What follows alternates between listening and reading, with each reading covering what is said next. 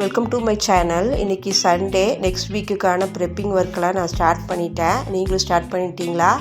Next week அதாவது மண்டேக்கு உண்டான pomegranate பசங்களுக்கு ஸ்நாக்ஸுக்கு ரெடி பண்ணி முடிச்சு வச்சுட்டேன். அடுத்தது ஒரு 3 டேஸ்க்கு உண்டான பெரிய வெங்காயம் ஸ்லைஸ் பண்ணி ரொம்ப சன்னமாக ஸ்லைஸ் பண்ணி வச்சுருக்கேன். இது உப்புமா, அப்புறம் பொரியலுக்கு, சுண்டலுக்கு, அந்த மாதிரியான ஐட்டம்க்கெல்லாம் இந்த வெங்காயத்தை யூஸ் பண்ணுறதுக்காக கொஞ்சம் பல்காக அரிஞ்சு ரெடி பண்ணி அதையும் ஃப்ரிட்ஜில் ஸ்டோர் பண்ணிட்டேன். இந்த மாதிரி ஸ்டோர் பண்ணால் எப்போ 3 நாள் கழித்து எடுத்தாலும் இது ஃப்ரெஷ்ஷாக தான் இருக்கும் ஃப்ரெண்ட்ஸ். நீங்களும் இதை ட்ரை பண்ணி பாருங்கள்.